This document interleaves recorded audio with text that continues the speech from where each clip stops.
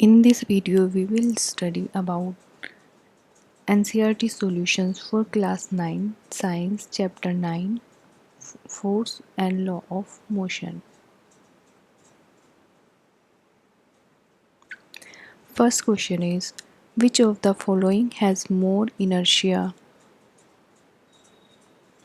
A rubber ball and a stone of the same size, a bicycle and a train, and third option is a 5 rupees coin and a 1 rupees coin. The solution is, since inertia is depend on the mass of the object which greater mass withhold greater inertia. तो हमें पता है कि जो inertia होता है मास पर depend करता है किसी भी ऑब्जेक्ट के. The object will be with the greater mass will hold greater inertia. जिस भी ऑब्जेक्ट का मास ग्रेटर होगा तो उसका इनर्शिया भी ज़्यादा होगा. The following object hold greater inertia because of their mass. जो फॉलोइंग ऑब्जेक्ट्स हैं वो ग्रेटर इनर्शिया है क्योंकि उनके मास की वजह से. तो रबर बॉल और स्टोन में से दोनों सेम साइज़ के हैं बट जो स्टोन का मास है वो ज़्यादा होगा, तो यहाँ पर स्टोन को हम सेलेक्ट करेंगे. इनर्शिया स्टोन का ज़्यादा होगा. सेकेंड है बाइसिकल एंड ए ट्रेन.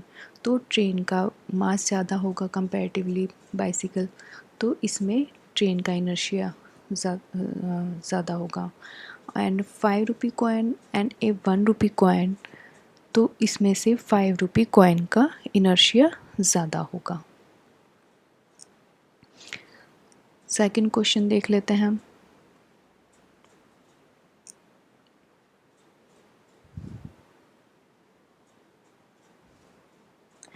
तो सेकंड क्वेश्चन है, in the following example try to identify the number of times the velocity of the ball changes. एक एग्जाम्पल लेते हैं, इसमें हम आइडेंटिफाई करना है कि number of times of the velocity of ball changes, कि बॉल जो है वो कितनी बार वेलोसिटी चेंज करता है. A football player kick a football to another player of his team. एक फुटबॉल प्लेयर है वो अपने फुटबॉल पर किक मारता है और वो दूसरे अपनी ही टीम के दूसरे प्लेयर को देता है. Who kicks the football towards the goal, और जो कि फुटबॉल को आगे गोल पर मारता है. The goal keeper of the opposite team, जो अपोजिट टीम का गोल कीपर है, collect the football and kicks it towards a player of his own team. और जो गोल कीपर है अपनी ही टीम के प्लेयर को फॉरवर्ड करता है टीम फुटबॉल को. Also identify the agent supply the force in each case. तो the velocity of ball changes 4 times. तो इसमें हम देखेंगे जो वेलोसिटी हुई 4 टाइम्स चेंज हुई. First when a football player kicks to another player, पहली तो तब हुई जब फुटबॉल प्लेयर ने दूसरे प्लेयर को फुटबॉल पास की किक मार कर. Second when that player kicks the football to the goalkeeper, दूसरी तब हुई जब फुटबॉल प्लेयर ने किक मारकर फुटबॉल को गोलकीपर को दिया. Third when the goalkeeper stop the football, third तब हुई जब गोलकीपर ने फुटबॉल को रोका. Fourth when the goalkeeper kicks the football towards a player of his own team, और फोर्थ तब हुई जब गोलकीपर ने किक मारकर फुटबॉल को अपनी ही टीम के दूसरे प्लेयर को दिया. तो agent supply the forces, first case is first player. तो जो एजेंट था जिसने फोर्स को सप्लाई किया फर्स्ट केस में कौन था? फर्स्ट प्लेयर, क्योंकि उसने फुटबॉल को किक मारी, उस पर फोर्स अप्लाई किया. Second case in second player, second case में कौन था? सेकंड प्लेयर जिसने भी कि उसको किक मारी फुटबॉल को. Third case is goalkeeper, third case में गोलकीपर जिसने अपनी टीम के प्लेयर को फुटबॉल पास की थी बॉल पर किक मारकर. Fourth case is a goalkeeper, और फोर्थ केस में भी कौन हुआ? गोलकीपर हुआ. Explain why some of the leaves में get detached from a tree if we vigorously shake its branch. इसको हम इस तरह से देखेंगे कि एक ट्री है, पेड़ है, तो उसको जब हम शेक करते हैं तो जो उसकी लीव्स हैं वो नीचे गिर जाती हैं। तो ऐसा क्यों होता है?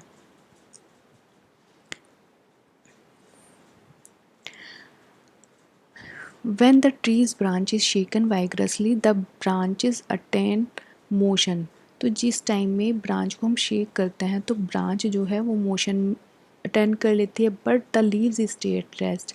लेकिन जो लीव्स होती है वो रेस्ट की पोजीशन में रहती हैं due to inertia of rest. और इनर्शिया, रेस्ट ऑफ इनर्शिया के कारण क्या होता है, the leaves tend to remain in its position. जो लीव्स होती हैं वो अपनी पोजीशन में रहती हैं and hence detach from the tree to fall down, और पेड़ से नीचे गिर जाती हैं। इसको हम देखेंगे, जैसे कि ये पेड़ है, इसमें लीफ है, जैसे ही पेड़ हिलेगा तो इसमें क्या होगा कि पेड़ भी रेस्ट की पोजीशन में है और लीव्स भी रेस्ट की पोजीशन में है। जैसे ही पेड़ ने हिलना शुरू किया तो पेड़ तो हिलने लगेगा, लेकिन जो लीव्स हैं वो वहीं पर खड़ी हुई हैं, उनको नहीं पता कि भाई हिलना है क्या है, तो वो वहीं पर ही रहती हैं। तो जैसे ही पेड़ हिलेगा तो लीफ अपनी ही पोजीशन पर रहेंगी और नीचे गिर जाएंगी ग्रेविटेशनल फोर्स की वजह से। ठीक है। Next question is, why do you fall in forward direction when a moving bus brakes to a stop and a fall backwards when it accelerates from rest? तो इसमें क्या है कि हम आगे की तरफ गिर जाते हैं जब क्या होता है कि बस ब्रेक लगाती है टू स्टॉप, रुकने के लिए, चलती हुई कोई बस है, एंड फॉल बैकवर्ड, और हम पीछे की तरफ गिर जाते हैं कब, जब कि जो बस होती है रेस्ट की पोजीशन में होती है और एक्सेलरेट करती है। इसको हम ऐसे देख लेते हैं कि ये बस चल रही है और तो आप फॉरवर्ड डायरेक्शन में गिर जाते हैं जब ब्रेक में स्टॉप, बस में स्टॉप लगता है, मूविंग बस में। और कोई रुकी हुई बस है या कोई भी ऑटोमोबाइल्स है, तो वो जैसे ही आप चलते हैं तो आप पीछे की तरफ गिर जाते हैं। तो सॉल्यूशन इसको हम ऐसे लिखेंगे, when a moving bus brakes to a stop and when the bus is moving our body is also in motion. जब बस चल रही होती है, रुकने से पहले, रुकती हुई बस, चलती हुई बस रुकती है तो क्या होता है, बस भी मूविंग की पोजीशन में होती है एंड बॉडी भी जो होती है वो भी मोशन में होती है, but due to sudden brake, लेकिन अचानक से जब ब्रेक लगता है, the lower part of our body comes to rest. तो हमारा लोअर पार्ट होता है जो बॉडी का, वो रेस्ट में आ जाता है as soon as the bus stop, जैसे कि बस रुकती है।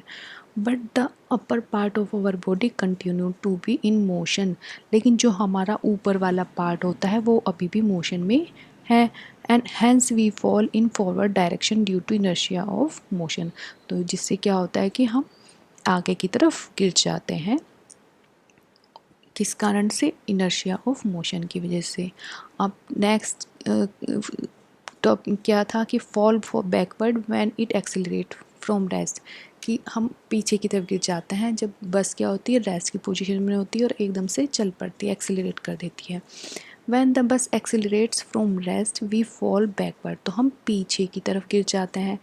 When the bus is stationary, जब बस स्टेशनरी पोजीशन में है and our body is at rest, और हमारी बॉडी जो है वो भी रेस्ट में है। बट व्हेन द बस एक्सेलरेट, और जैसे ही बस ने चलना शुरू किया तो क्या हुआ, एक्सेलरेट करना शुरू किया, the lower part of our body begin in contact with the floor. और बस हमारा जो लोअर पार्ट है वो बस के कॉन्टैक्ट में है, लोअर पार्ट हमारी बॉडी का, कम्स इन मोशन, वो भी मोशन में आ जाता है। But the upper part of our body remain at rest, तो हमारा पार्ट जो है वो रेस्ट में ही रहता है। तो उससे क्या होता है, due to inertia of rest, इससे क्या होता है, हैंस वी फॉल बैकवर्ड, कि हमारी ये बस है और ये हम है, तो बस आगे चल पड़ी ब्रेक्स और हम वहीं के वहीं रह गए, तो हमारा जो ऊपर वाला पार्ट है वो पीछे की साइड हो जाता है। नेक्स्ट क्वेश्चन देख लेते हैं, if action is always equal, अगर एक्शन इक्वल होता है टू द रिएक्शन, रिएक्शन के, explain how a horse can pull a cart, एक हॉर्स है वो कैसे कार्ट को पुल कर सकता है। The third law of motion, third law of motion ही है ना जिसमें क्या होता है, एक्शन टू ए रिएक्शन। तो third law of motion states that the action is always equal, कि जो एक्शन होता है हमेशा इक्वल होता है टू द रिएक्शन के, but they act on two different bodies, लेकिन वो क्या करते हैं डिफरेंट बॉडीज़ में एक्ट करते हैं. In the case of a horse exert A force on the ground. अब बॉडी कौन कौन सी, एक हॉर्स है और एक रोड है जिसपे कि हॉर्स चल रहा है. तो क्या होगा, तो force exerted force on the ground, तो जो हॉर्स है वो रोड पर फोर्स लगाएगा. The ground exert an equal and opposite force on the feet of the horse, और जो फ्लोर है वो क्या करेगा, हॉर्स की फीट पर अपोजिट डायरेक्शन में फोर्स लगाएगा.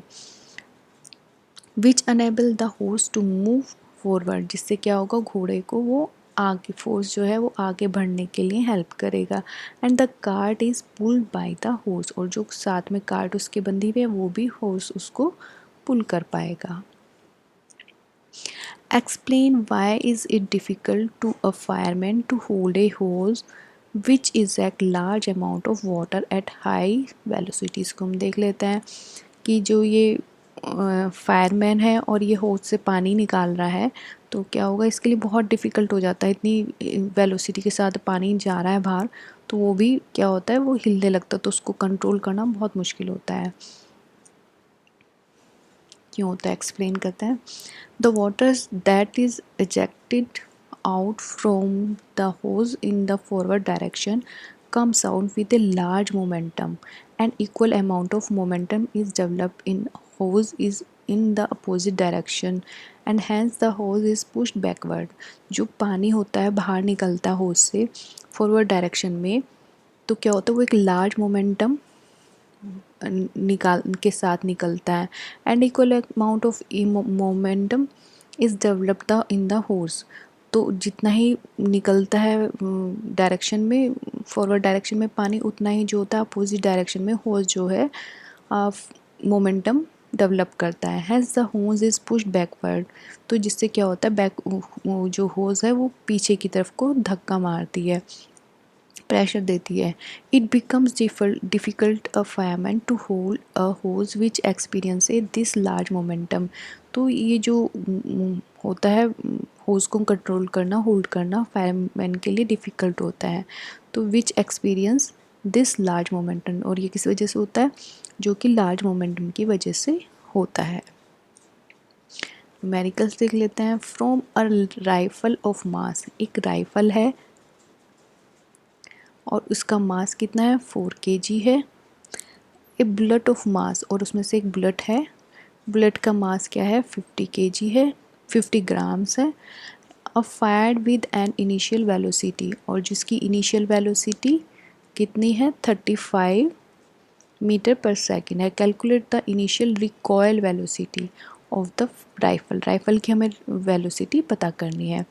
तो according to law of conservation of momentum, हमें पता है according to law of conservation क्या होगा फॉर्मूला, जो मोमेंटम होता है राइफल का किसके बराबर होता है, मोमेंटम ऑफ बुलेट के. तो यहाँ पे हम फॉर्मूला लिख देंगे m1v1 इज इक्वल m2v2. तो m क्या है हमारा 4 kg है, और क्योंकि अब ये kg में आता है मोमेंटम का, अगर फॉर्मूला देखेंगे तो इसको हम ये जो बुलेट का ग्राम में है 50 ग्राम में, इसको 0.05 kg में हम कन्वर्ट कर देंगे, किलोग्राम में कन्वर्ट कर देंगे. तो हम फॉर्मूले में वैल्यू पुट कर देते हैं 4 kg. v1 हमें पता नहीं है और m2 हमारा है 0.05 यानी कि बुलेट का, और वेलोसिटी क्या है इसकी 35 मीटर पर सेकेंड. तो v1 हमारा आ जाएगा कितना, कैलकुलेट करेंगे हम इसको तो 0.4375 मीटर पर सेकेंड. तो recoil velocity of rifle is 0.4375 metre per second. इसको देखिए कि ये बैकवर्ड डायरेक्शन में जा रही है ये. An object experience A net zero external unbalance force, कि कोई ऑब्जेक्ट है वो ज़ीरो बैलेंस एक्सपीरियंस करता है.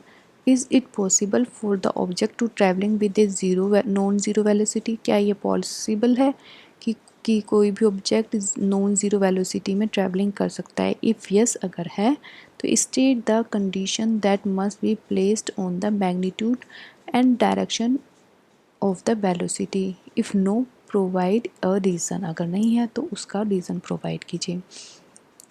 When an object experience a net zero external unbalanced force, कि जब कोई ऑब्जेक्ट है अगर वो net zero external unbalance force experience करता है in accordance with second law of motion, second law of motion के अनुसार इट्स एक्सेलरेट इज़ ज़ीरो, अगर एक्सेलरेशन क्या है ज़ीरो है। If the object was initially in state of motion, अगर मान लो कोई ऑब्जेक्ट है उसका इनिशियल स्टेट क्या है, स्टेट ऑफ मोशन क्या है। If the object was initially in a state of motion, कोई मोशन में है state, then it accordance the first law of motion, तो फर्स्ट लॉ ऑफ मोशन के अनुसार क्या होगा, the object will continue to move in same direction, same direction में करता रहेगा एंड विद सेम स्पीड से चलता रहेगा।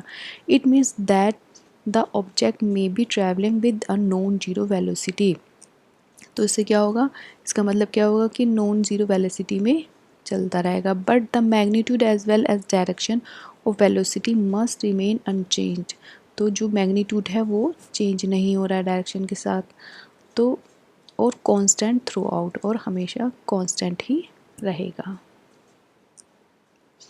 When a carpet beaten with stick dust come out of is explain, ये जो कारपेट है देखिए कि भाई इस पे स्टिक से मारा है कोई तो डस्ट बाहर आ जाती है, तो ये कैसे होता है साइंस में अगर देखेंगे तो हम तो किस तरह से होता है ये, तो देखते हैं। The carpet with dust is in state of rest, अब ये कारपेट है इस पे जो डस्ट है वो दोनों रेस्ट की पोजीशन में है। अब जैसे ही वैन इट इज़ बीटन, जैसे ये पीटा जाता है विद स्टिक, स्टिक से the carpet is set in motion, जो कारपेट होता है वो मोशन में आ जाता है। But the dust particle remains rest, जो डस्ट के पार्टिकल्स होते हैं वहीं पर रह जाते हैं। Due to inertia of rest the dust particle retain their position of rest, तो इनर्शिया का के कारण क्या होता है, due to inertia of rest के कारण जो डस्ट पार्टिकल है अपनी रेस्ट की पोजीशन में रहते हैं and falls down due to gravity, और ग्रेविटी से वो नीचे गिर जाते हैं। नेक्स्ट क्वेश्चन देख लेते हैं। Why is it advise to tie any luggage kept on the roof of a bus with अ रोप, कि अब ये बस है कोई तो उस पर जो हम क्या ये भी कोई भी लगेज है उसको हम रोप से बांध देते हैं, क्यों बांधते हैं ऐसे, देखते हैं आंसर इसका। इन मूविंग व्हीकल्स लाइक बस, बस है कोई अगर मूविंग व्हीकल है, the motion is not uniform, जिसमें क्या होता है मोशन जो होता है यूनिफॉर्म नहीं होता है। The speed of vehicles varies, जो व्हीकल की स्पीड होती है वो वेरीज करती है। And it may apply brake suddenly, अभी उसमें ब्रेक भी लग सकता है अचानक से, और टेक सडन टर्न, और सडनली टर्न भी ले सकते हैं, तो इससे क्या होता है the luggage will resist any change in its state of rest of motion, तो लगेज जो होता है रेस्ट की पोजीशन से मोशन की में या मोशन से रेस्ट में स्टेट चेंज करता है। ड्यू टू इनर्शिया, इनर्शिया के कारण क्या होता है this luggage has the tendency to fall side way, तो जिससे क्या होता है इनर्शिया की वजह से जो लगेज है वो साइड वाइज में गिर जाएगा, फॉरवर्ड और backward direction toward the fall of the luggage it is tied with the rope, कि अब जैसे ये बस है इस पे हमने लगेज रखा है, अगर मान लो हमने इस पर रोप नहीं लगाई है तो क्या होगा, इनर्शिया में क्या होता है, रेस्ट ऑफ इनर्शिया में अगर कोई मूविंग चीज़ होती है तो क्या होता है उससे, अगर कोई बस मूव कर रही है और एकदम से ब्रेक लगती है तो क्या होता है उससे, ब्रेक लगने से हम आगे की तरफ गिर जाते हैं, है ना। अगर कोई रुकी हुई बस है एकदम से सडनली चल पड़ती है तो क्या होगा, सामान पीछे की तरफ गिर जाएगा, या फिर कोई टर्न लेते हैं तो वो क्या होगा अपोजिट डायरेक्शन में गिर जाएगा, किस कारण से, इनर्शिया के कारण से, लॉ ऑफ इनर्शिया की वजह से। नेक्स्ट क्वेश्चन देख लेते हैं। A batsman hit a cricket ball which then rolls on a level ground.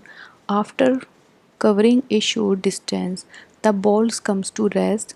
The ball slow to stop because अब एक बैट्समैन है वो क्रिकेट बॉल को हिट करता है तो वो क्या करती है, ये बॉल है, ये बॉल पर जो है वो ग्राउंड पर फ्लो करती है लेकिन थोड़ी दूर जाकर रेस्ट की पोजीशन में आ जाती है, रुक जाती है और धीरे होके। तो क्यों होता है ऐसा?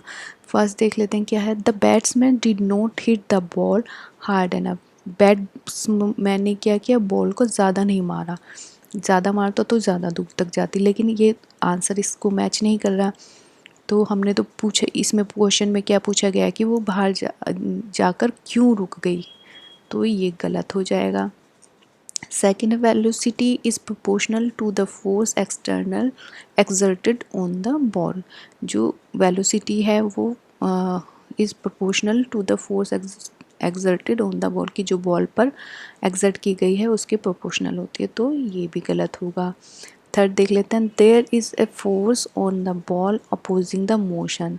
तो हमें पता है कि जो फोर्स होता है वो उसमें क्या हो रहा है, on the ball opposing the motion, motion के अपोजिट में फोर्स लग रहा है। अब रोड पे चल रही है, ग्राउंड पर चल रही है, तो हमें पता है क्या होता है कि जब कोई चीज़ मूविंग है तो अपोजिट डायरेक्शन में क्या फ्रिक्शन के कारण कौन सा लगता है, अपोजिट डायरेक्शन में फोर्स लगता है, जिससे क्या होता है चीज़ चलते चलते स्टॉप हो जाती है, रुक जाती है, रेस्ट की पोजीशन में आ जाती है। तो इसका सी थर्ड आंसर होगा, there is a force on the ball opposing the motion. Fourth भी देख लेते हैं। There is no unbalance force on the ball so the ball would want to come rest. कि जो अनबैलेंस फोर्स नहीं है तो so the ball would not be rest, तो ये भी गलत होगा। अनबैलेंस फोर्स में तो क्या होता है कि वो सेम पोजीशन में रहती है ना, दोनों तरफ से फोर्स जो है इक्वली लगता है, लेकिन यहाँ पर ऐसा नहीं हो रहा है। न्यूमेरिकल्स आ गए, देखते हैं। अ ट्रक स्टार्ट फ्रॉम रेस्ट। एक ट्रक है वो रेस्ट से स्टार्ट करता है एंड रोल्स डाउन अ हिल, और हिल पर रोल डाउन करता है कांस्टेंट एक्सेलरेशन, एक्सेलरेशन के साथ।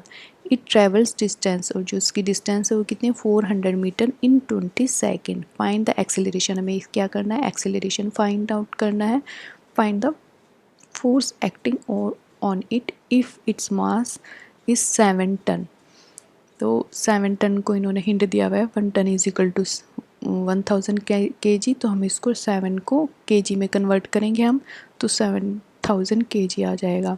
तो अब हमारे पास क्या क्या है, इनिशियल वेलोसिटी हमारी 0 है क्योंकि स्टार्ट कहाँ से किया है इस ट्रक ने, रेस्ट से, तो इनिशियल वेलोसिटी हमारी 0 हो गई। डिस्टेंस हमारी 400 मीटर है, टाइम 20 सेकेंड है, हमें एक्सीलरेशन करना है और फोर्स चेक करना है।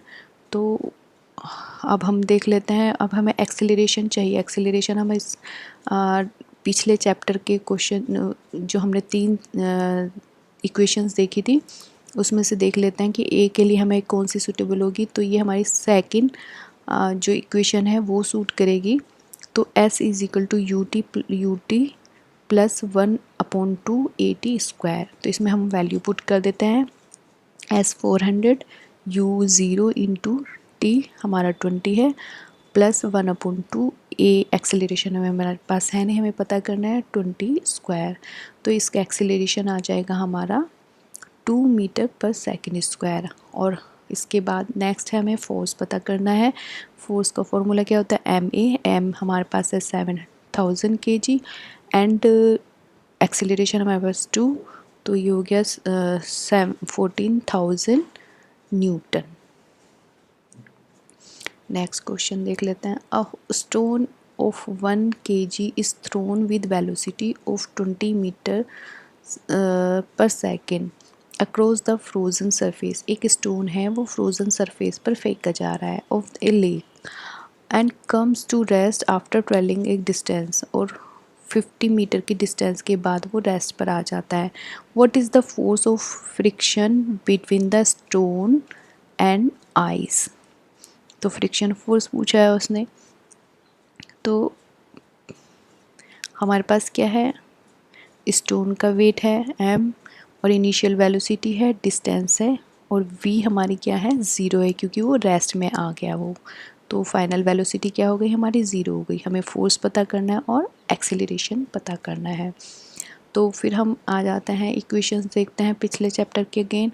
तो इसमें हमारी जो थर्ड इक्वेशंस है वो यूज़ करेंगे हम, v square minus u square is equal to 2as।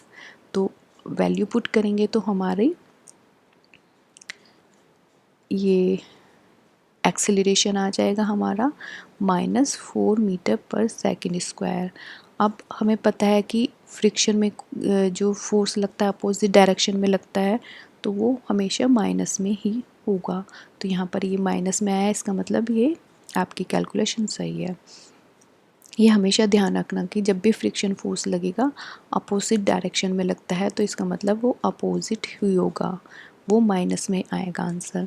Force of friction is equal क्या होगा, एम ए हमें पता है फॉर्मूला फ्रिक्शन फोर्स का क्या है, एम ए। एम हमारा है 1 kg और एक्सेलरेशन कितना -4, तो इसका आंसर आ जाएगा -4 न्यूटन। नेक्स्ट क्वेश्चन देख लेते हैं।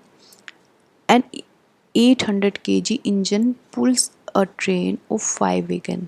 एक इंजन है, उसका मास कितना है 8000 kg है और उसने 5 वैगन्स अटैच हैं, 2 3 4 एंड 5, और सबका मास कितना है, हर एक का 2000 kg along a horizontal track, और जो ट्रैक है हॉरिजॉन्टल है।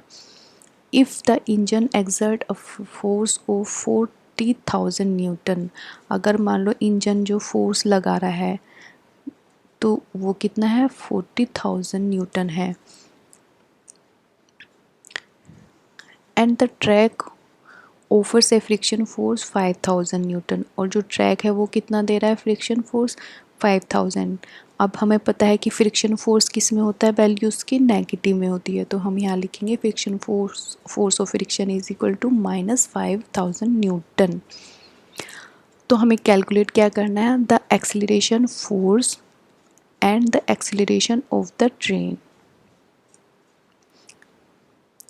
तो एक देख लेते हैं, हमें सबसे पहले क्या है हमारे पास ट्रेन का फोर्स है एंड फ्रिक्शन फोर्स है।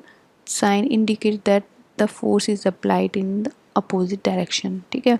Therefore the net accelerating force are is equal क्या होगा, सम्स ऑल फोर्सेस, दोनों जितने भी फोर्स लग रहे हैं उनका सम होगा। तो हमारा इंजन का कितना है 40,000 एंड फ्रिक्शंस लग रहा है ट्रैक से वो कितना लग रहा है -5000, तो इसका आ जाएगा 35,000 न्यूटन। सेकंड है the acceleration of the train, train का एक्सेलरेशन देखना है। तो सब एक्सेलरेशन के लिए हम क्या करेंगे, the total mass of train is equal mass of engine plus mass of each wagon. तो इसमें हमने 8000 तो इंजन का मास हो गया और वैगन हमारे पास कितना है 5 इंटू 2000 kg, तो हर एक कितने का है 2000 का, तो टोटल कितने हो गए 10,000 के। तो 10,000 प्लस 8000 इंजन का हो गया, तो कितना हो गया 18,000 kg हो गया total mass. As per the second law of motion क्या होता है, F is equal to m a, तो A इज इक्वल क्या होगा F अपॉन एम। अब हमारे पास F भी है और M भी है, तो हमने वैल्यू पुट की 35,000 अपॉन 18,000, तो आंसर आ गया 1.94 metre per second square. Next question देख लेते हैं। An automobile vehicle has a mass of 1500 kg. What must be the force between the vehicle and road if the vehicle is to be stopped with negative acceleration of 1.7 metre per second square. एक automobile vehicle है जिसका मास कितना है 1500 kg. What must be the force between the vehicle and the road, और जो force है वो vehicle में और रोड में कितना होगा बताना है। Vehicle is to be stopped with negative acceleration, तो इन्होंने पहले ही बता दिया एक्सेलरेशन कैसा है नेगेटिव है, तो इसका एक्सेलरेशन A = क्या हो जाएगा 1.7 मीटर पर सेकेंड स्क्वायर। तो as per the second law of motion f is equal to क्या होता है, एम ए। एफ हमारे पास है 1500 और एक्सेलरेशन कैसे है, नेगेटिव पहले ही बता दिया उन्होंने, तो -1.7 मीटर पर सेकेंड स्क्वायर। तो आंसर आ जाएगा 2550 Newton. Therefore, a force of 2550 Newton must act on the vehicle in the direction opposite to that it of its motion. तो जो फोर्स लग रहा है वो अपोजिट डायरेक्शन में होगा जिस भी डायरेक्शन में व्हीकल मोशन कर रही है। What is the momentum of N object of mass moving with a velocity. अब इसमें से देखेंगे मोमेंटम का आपको फॉर्मूला पता ही है, तो मोमेंटम का फॉर्मूला क्या होता है, momentum is equal to mass into velocity. तो हमारा क्या होगा इसमें से सही आंसर डी करेक्ट होगा। Momentum is defined as the product of mass and the velocity. The correct answer is D. Using a horizontal force 200 Newton, we intend to move a wooden cabinet across a floor at a constant velocity। एक horizontal है floor और उस पर कोई cabinet है 200 Newton की, वो move कर रही है कांस्टेंट वेलोसिटी के साथ। What is the friction force that will be exerted on the cabinet. हमें पता है फ्रिक्शन फोर्स कैसा होता है, हमेशा अपोजिट होता है। तो हम इसको देखते हैं। Since the velocity of the cabinet is constant, तो जो वेलोसिटी है वो कैसी है, कांस्टेंट है। It's acceleration must be zero, तो उससे क्या होगा, एक्सीलरेशन कैसा होगा इसका, ज़ीरो होगा। Therefore the effective force acting on it's also zero. अब जब एक्सीलरेशन ज़ीरो है तो फोर्स भी कैसा होगा, ज़ीरो। हमें पता है f is equal to m a, तो m इंटू ज़ीरो करेंगे तो फोर्स क्या आ जाएगा, हमारा ज़ीरो आ जाएगा। This implies that the magnitude of opposing frictional force is equal to the force extend on the cabinet. तो इससे क्या लग रहा है कि जो फोर्स लग रहा है फ्रिक्शनल फोर्स इक्वल लग रहा है, कि जितना ही ये बॉक्स लगा रहा है उतना ही कौन लगा रहा है, फ्लोर से लग रहा है। विच इज़ 200 न्यूटन, कैबिनेट से क्या लग रहा है, 200 न्यूटन लग रहा है। Therefore the total friction force is -200 newton. Next देख लेते हैं। Two object each mass 1.5 kg, दो ऑब्जेक्ट हैं जिनमें से दोनों का मास कितना है, 1.5 and 1.5, moving in the same straight line but in opposite direction. The velocity of each object, velocity भी दोनों की क्या है, सेम है। Before the collision during which they stick together what will be the velocity of the combined object after collision. तो दो object हैं और वो क्या करते हैं, आपस में कोलाइब्स हो जाते हैं, भिड़ जाते हैं। तो उससे पहले की और बाद की हमें देखना है। तो what will be the velocity of the combined object, जब आप कोलिजन के बाद कंबाइंड होते हैं तो ऑब्जेक्ट की वेलोसिटी बतानी है। तो हमारे पास दोनों के m1 v1 है। तो m1 तो बिफोर कोलिजन हमारा क्या होगा, m1 v1 plus m2 v2। Value हमने पुट की तो ये कितना आ गया, v2 कितना है ऑब्जेक्ट की वेलोसिटी, हमें पता है अपोजिट डायरेक्शन में होगा तो क्या होगा इसकी, ये इधर से चल रहा है तो इधर से फोर्स लग रहा है तो वो कैसा होगा, अपोजिट होगा सेकंड ऑब्जेक्ट। तो अपोजिशन में क्या होता है, वेलोसिटी नेगेटिव में होती है। तो इसकी जब हम वैल्यू करेंगे तो इसका आंसर आ जाएगा ज़ीरो। ये प्लस की हो जाएगी वैल्यू, ये माइनस की, तो प्लस माइनस कैंसिल कर देगा और ये आंसर ज़ीरो आ जाएगा। और आफ्टर कोलिजन मोमेंटम देखें तो क्या होगा, m1 v1 m2 v2 है। तो यहाँ पे v1 पता करना है, हमारे पास m1 m2 कितना है 3 kg, mv हमारे को हमें नहीं पता है। तो क्या होगा, according to law of conservation of motion, तो before collision n is equal after collision. तो बिफोर कोलिजन तो हमारा ज़ीरो आ गया था, zero is equal to into 3v। तो v को हम करेंगे तो 0/3, तो ज़ीरो को किसी भी नंबर से डिवाइड करें तो हमेशा क्या आएगा, ज़ीरो आएगा। तो वेलोसिटी इसकी ज़ीरो हो गई और जिसके कारण ये एक दूसरे से जुड़ जाएंगे, एक ही पोजीशन में रहेंगे। According to the third law of motion, third law of motion के अनुसार when we push off on an object, एक ऑब्जेक्ट को हम पुश करते हैं, the object pushes back on us, तो जो ऑब्जेक्ट होता है वो भी हम पर वापस पुश करता है with an equal and opposite force, equal और अपोजिट फोर्स में। If the object is a massive truck park along the road side, कोई ऑब्जेक्ट कौन सा है, ट्रक है, भारी सा ट्रक है, वो रोड साइड खड़ा हुआ है, it will probably not move, जो कि मूव नहीं करा जा रहा है।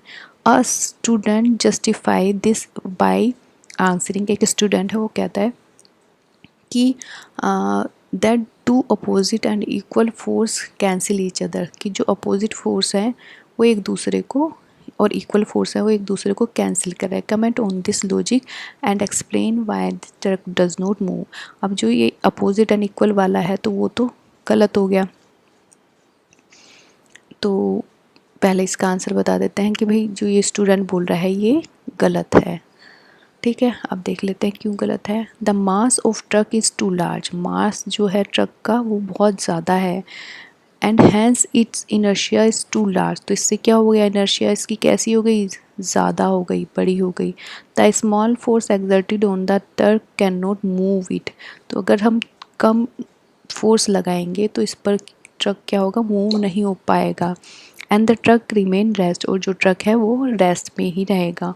For the truck to attain motion, अगर ट्रक को मोशन में लाना है, an external large amount of unbalance force need to be exerted on it, तो इसके लिए क्या करना पड़ेगा, लार्ज फोर्स चाहिएगा, और वो भी अनबैलेंस्ड फोर्स लगाना पड़ेगा। जितना फोर्स ये ट्रक लगा रहा है तो उससे ज़्यादा फोर्स हमें लगाना पड़ेगा, तब ट्रक मूव होगा। नेक्स्ट क्वेश्चन देख लेते हैं।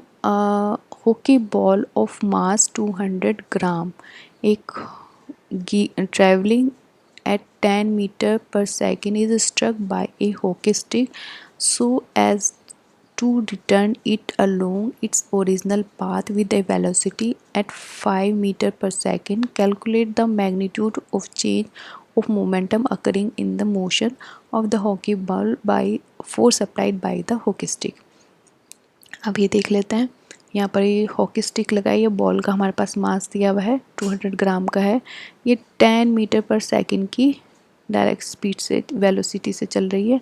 तो क्या होता है, और एक दूसरा प्लेयर आता है वो हॉकी स्टिक से मारता है और अगेन उसी डायरेक्शन में, अपोजिट डायरेक्शन में 5 मीटर सेकंड की वेलोसिटी से वापस भेज देता है। तो हमें magnitude of change of momentum occur in the motion of the ball by the force accepted by the hockey sticks, ये हमें पता करना है। तो मास हमारे पास दिया है 20 ग्राम और इनिशियल वेलोसिटी हमारी क्या थी 10, जो कि चली फिर अपोजिट डायरेक्शन में आई हमारी, यानी कि माइनस होगी, तो फाइनल वेलोसिटी हमारी माइनस हो गई 5 मीटर पर सेकेंड स्क्वायर।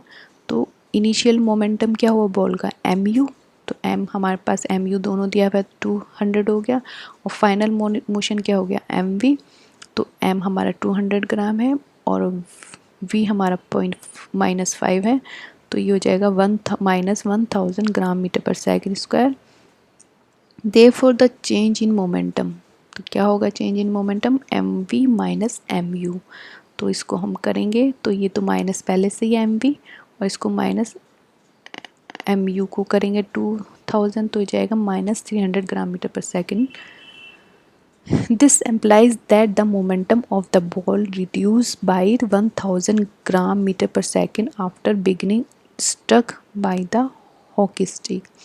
तो ये क्या करता है कि बॉल जो रिड्यूस करेगी 1000 ग्राम के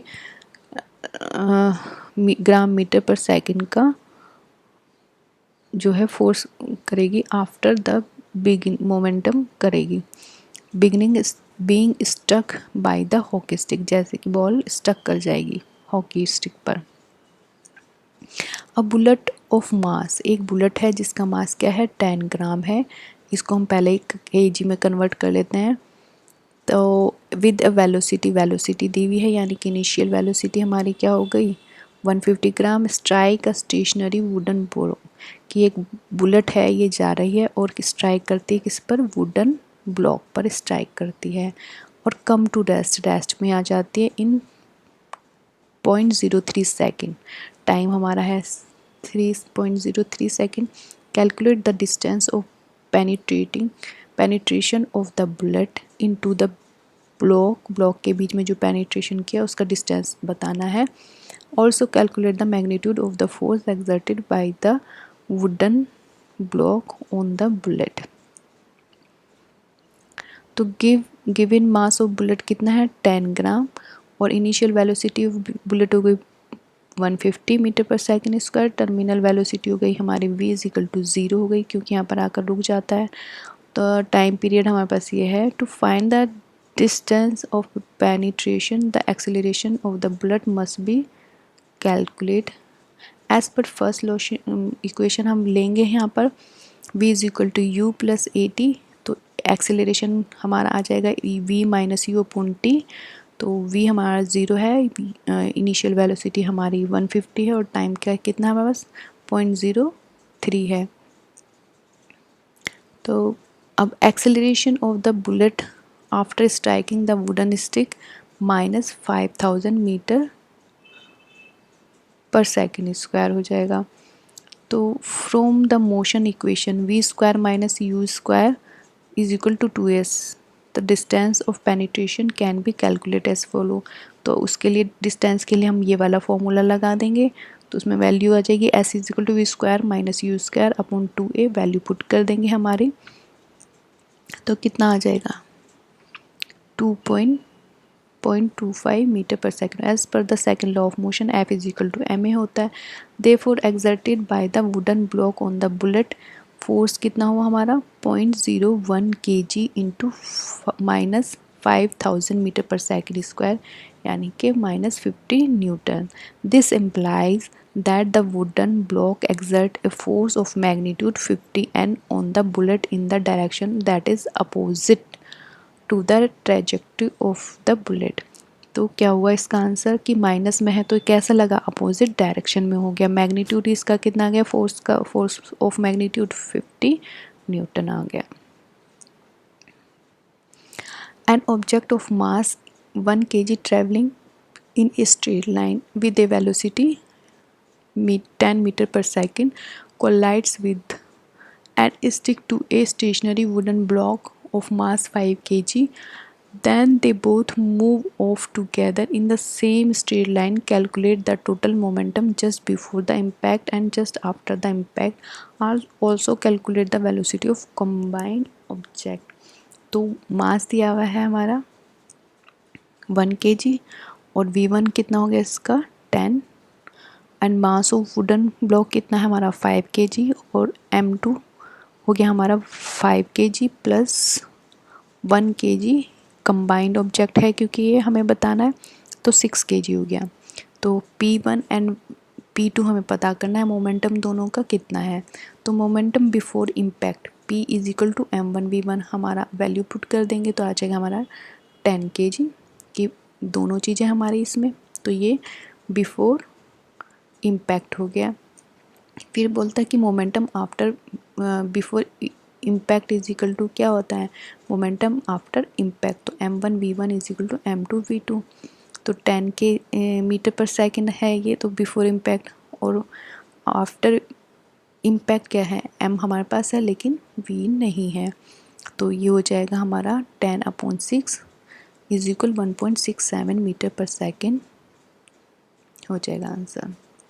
नेक्स्ट देख लेते हैं। An object of mass 100 kg is accelerated uniform from velocity of 5 metre per second and 8 metre per second in 6 centimetre. Calculate the initial and final momentum of object. Also find the magnitude of the force exerted on the object। तो हमारे पास मास है, ये initial velocity हो गई, final velocity हो गई, time भी हमारे पास है। हमें क्या पता करना है मोमेंटम पता करना है इनिशियल एंड फाइनल किस ऑब्जेक्ट का और उसका फोर्स पता करना है। तो इनिशियल मोमेंटम क्या हो जाएगा हमारा p is equal to initial velocity के साथ होगा m भी है हमारे पास इनिशियल वेलोसिटी भी है तो क्या हो गया mu। एम हम 100 into 5 is equal to 500 kg and final momentum क्या हो गया P2 is equal to m v, final velocity के साथ होगा मास, तो इनकी वैल्यू पुट कर देंगे तो ये आ जाएगा 800 kg metre per second. And force exerted of object F is equal to क्या होता है एम ए, तो m हमारा कितना है 100 और एक्सेलरेशन हमें पता है, एक्सेलरेशन क्या होता है u minus v upon t, तो u हमारे पास कितना है 8 एंड v कितना है 5 और t हमारे पास कितना है 6, तो इनकी वैल्यू पुट कर देंगे तो 100 इंटू 3/6 यानी कि 50 न्यूटन। लास्ट देख लेते हैं, how much momentum will a dumbbell of mass 10 kg transfer to the floor if it's fall from a height of 80 centimeter, take its downward acceleration to be 10 metre per second. अब ये dumbbell bell है तो इसका मास कितना है 10 kg है और ये नीचे गिर जाती है और इसका हाइट जो है कितनी है, डिस्टेंस कितना है 18 सेंटीमीटर है। एंड टेक डाउनवर्ड एक्सेलरेशन, और एक्सेलरेशन कितने एक्सेलरेशन से गिर रही है 10 मीटर पर सेकेंड से। तो हमारे पास क्या क्या है, मास है, डिस्टेंस है, इनिशियल वेलोसिटी क्या होगी इसकी ज़ीरो होगी क्योंकि क्या है ये पहले रुकी हुई थी फिर बाद में ही तो गिरी ना, तो इनिशियल पोजीशन क्या होगी इसकी रेस्ट की होगी यानी कि इनिशियल वेलोसिटी ज़ीरो। एक्सेलरेशन हमारा दिया हुआ है v हमें पता करना है, टर्मिनल वेलोसिटी। तो momentum of dumbbell when its hits ground is equal to क्या होगा mv, तो हमारे पास v चाहिए हमें। तो as per the third law of motion equation हम देखेंगे v square minus u square is equal to 2as, ये वाली इक्वेशन हमें सूट करेगी।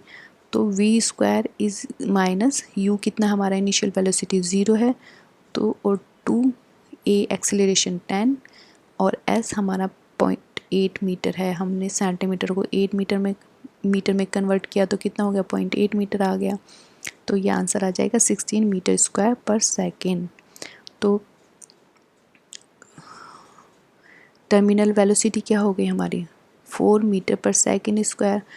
और उसके बाद पूछा है कि मोमेंटम, तो मोमेंटम क्या होता है P is equal to m v, m हमारे पास 10 है और v कितना हो गया 4, तो ये हो जाएगा हमारा 40 किलोग्राम मीटर पर सेकेंड। तो इस तरह से ये सारे क्वेश्चन ख़त्म होते हैं इस चैप्टर के। Hope you like it.